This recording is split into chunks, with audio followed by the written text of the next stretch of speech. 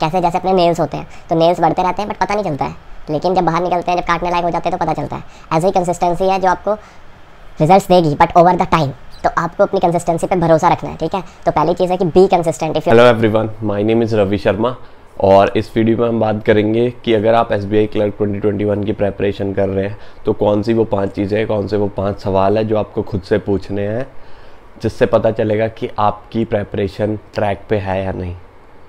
सो आप सबने सोच लिया होगा कि आपको SBI क्लर्क 2021 क्लियर करना है, बट आप करेंगे तभी अगर ये 5 चीज़ें आपकी स्ट्रीमलाइन है, आपकी फ़्लो में है और आप ये चीज़ें फॉलो कर रहे हैं, ठीक है। तो ये इसी बारे में वीडियो है और अगर आप ये चीज़ें 5 फॉलो कर रहे हैं तो आपका डेफिनेटली SBI क्लर्क क्लियर होगा।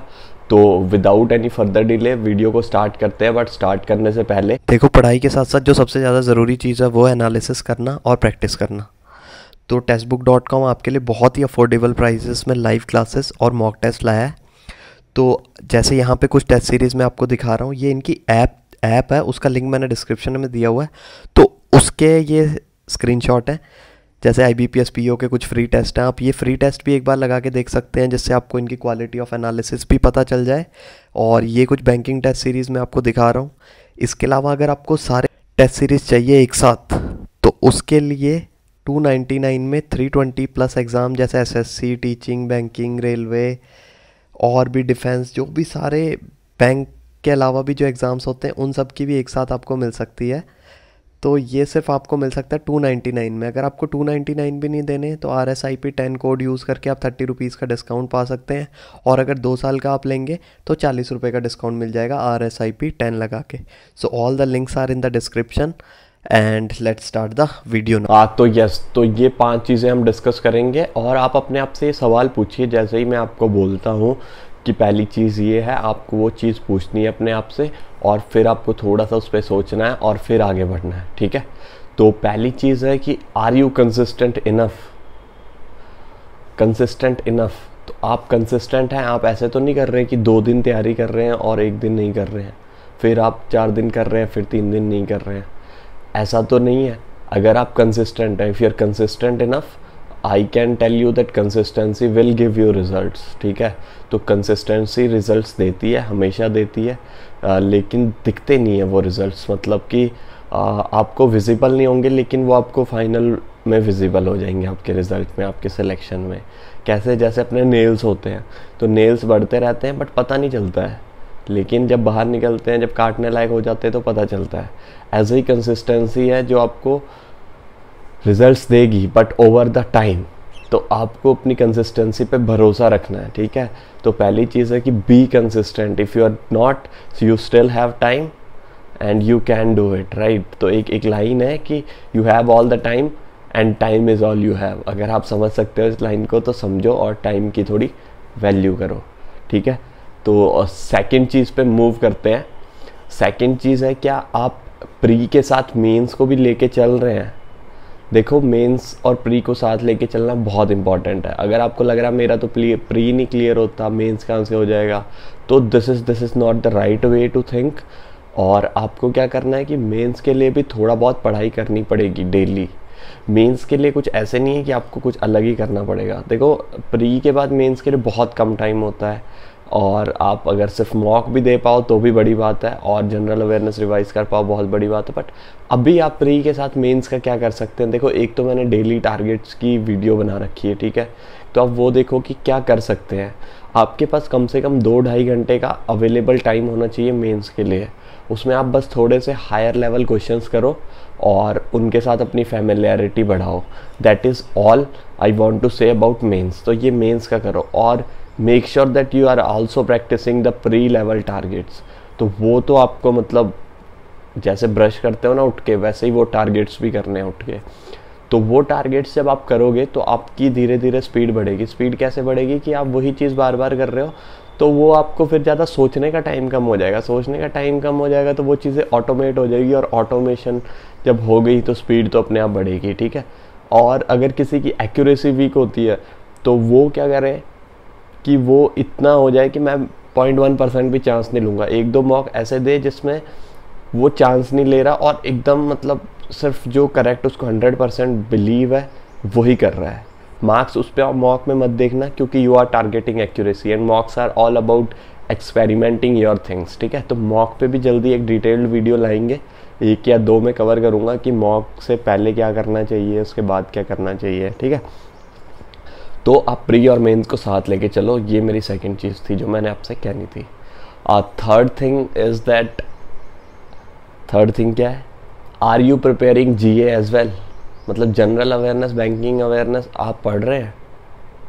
अगर नहीं तो शुरू कर दो, क्योंकि देखो ये जो सोच रहे हैं ना कि यार मेरा प्री नहीं क्लियर होता या प्री क्लियर होगा तो मैं देखूंगा, देखो 6 महीने की GK 5 महीने में भी नहीं अच्छी तरह हो पाती, तो आप कैसे 15 दिन में कर लोगे या 10 दिन में कर लोगे?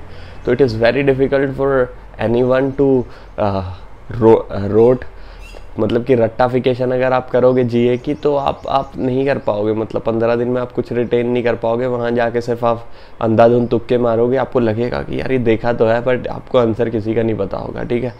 तो अगर आप एक सीरियस एस्पिरेंट हैं तो आप फरवरी से जुलाई तक के बहुत अच्छे से कर लीजिए। अगर आपने कुछ नहीं किया अभी तक तो आप बैकवर्ड वाइज रिवाइज कीजिए, पहले मई के कीजिए, फिर अप्रैल के कीजिए, फिर मार्च के, फिर फरवरी के। तो ये उल्टा करो और GA आप बहुत ज़्यादा रिवाइज़ करो, मतलब अगर आप साथ साथ कर भी रहे हैं तो भी मेक श्योर करो कि आप जो पुराना जो हो गया उसको भी वीकेंड्स पे रिवाइज़ कर लो। वीकेंड पे अगर आप और कुछ नहीं करना चाहते हैं मत कीजिए, but general awareness, banking awareness को आप रिवाइज़ कीजिए, बहुत सारे क्विजेस सॉल्व कीजिए।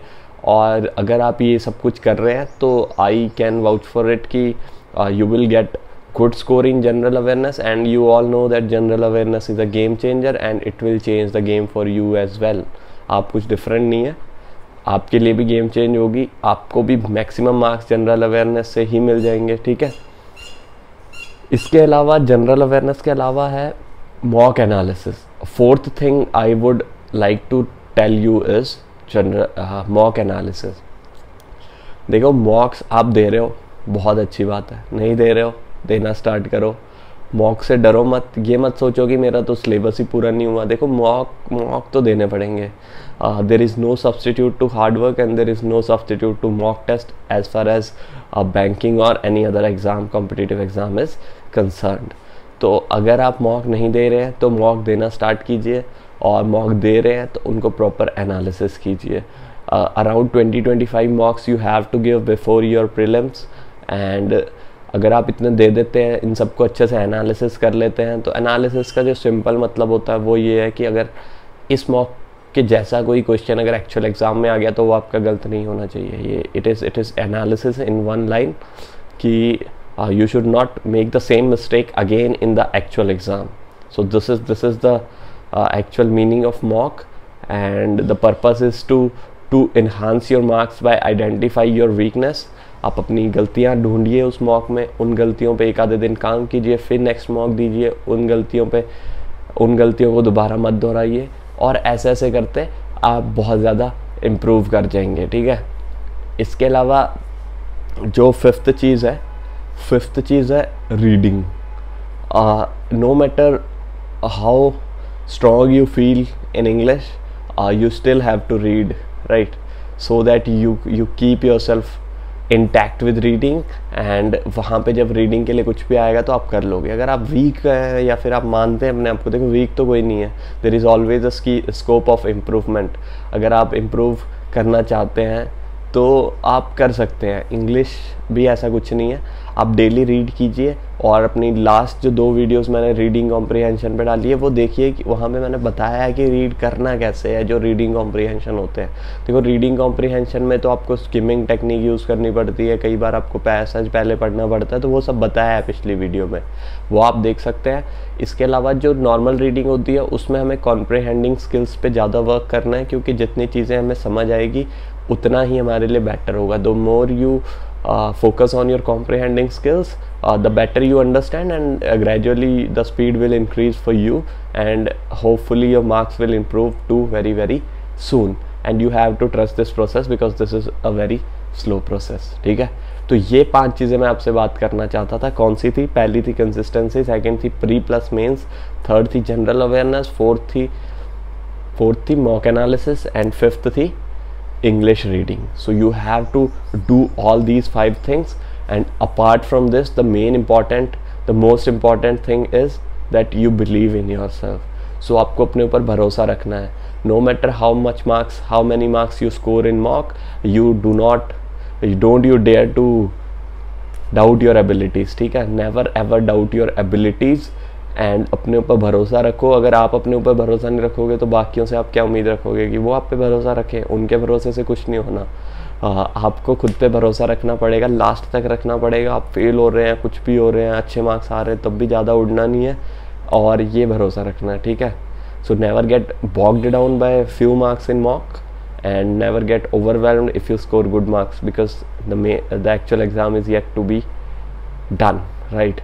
तो ये चीज़ें हैं कि believe in yourself and anything is possible, and never stop believing in your abilities.